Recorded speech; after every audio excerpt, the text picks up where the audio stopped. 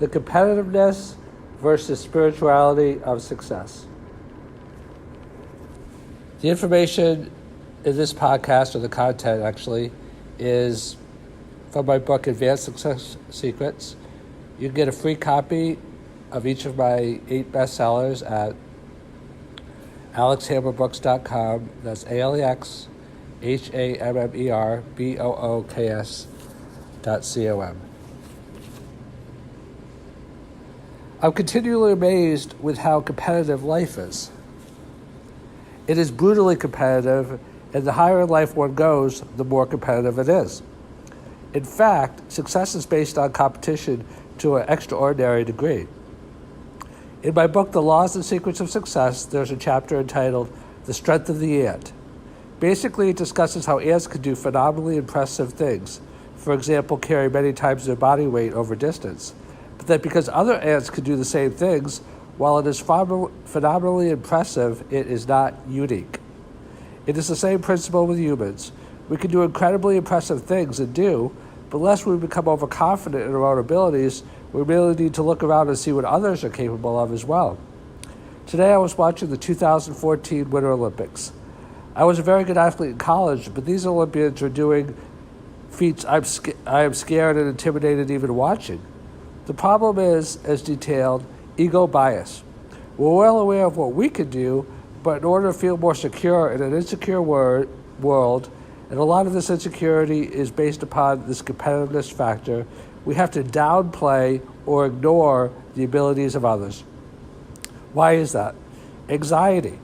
The more we are aware of the capabilities of others, the more frightening from a competitive standpoint that could be. Too much anxiety and we wouldn't function or function well. So we need to tamp it down. So we overestimate our abilities and underestimate others.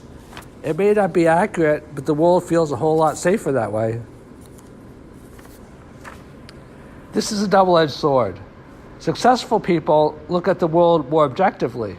They are better able to manage competitive pressures and other fears and sources of anxiety. It is only by recognizing problems, obviously, that we can hope to effectively deal with them. If we have too much fear or anxiety to be able to do this substantially, and hence believe instead what we tell ourselves to feel better, we'll feel better, but we'll perform worse. This is where the idea of comfort zone comes in. We feel comfortable within a certain zone where outcomes are more predictable and known, but we manage to shrink our level of participation in the world in order to keep that comfort. No pain, no gain reminds us of another related truth, that nothing worthwhile in life comes easily. So learning to successfully manage our fears and to act competently in the face of fear is a major component of success. While the successful are more realistic, they are more unrealistic as well. I'll explain. At our core, we have to be realistic. This includes true humility, felt in the heart, not just the mind, persistence, etc. All of those qualities that allow us, when utilized well, to thrive in a competitive environment. At a more surface level, to be successful, we have to be unrealistic. I've mentioned that optimistic people are shown in studies to be significantly less realistic than pessimistic people by objective measures. However, optimistic people, while being less realistic, are also more successful. How is that possible? As mentioned, it is optimism that allows us to persist.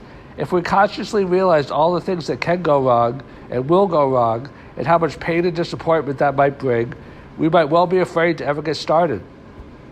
Optimism is really kind of like a con job, but it can be a self-fulfilling one.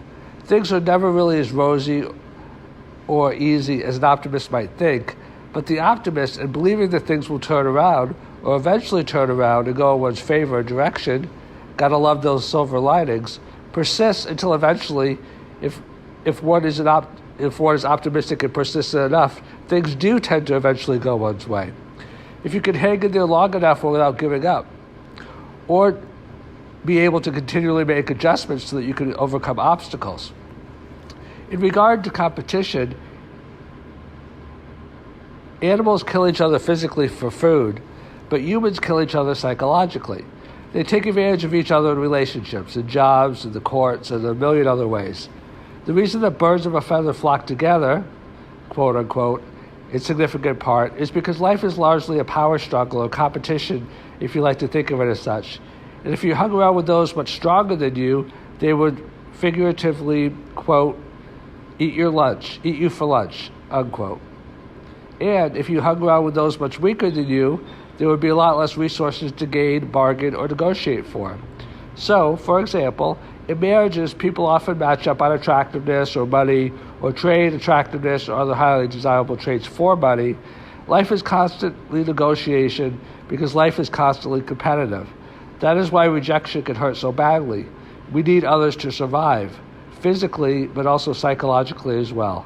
We are social creatures, and when we are outcast or lose the love and the assistance and resources that go with it, physical and psychological, it feels like a death because we think we may die.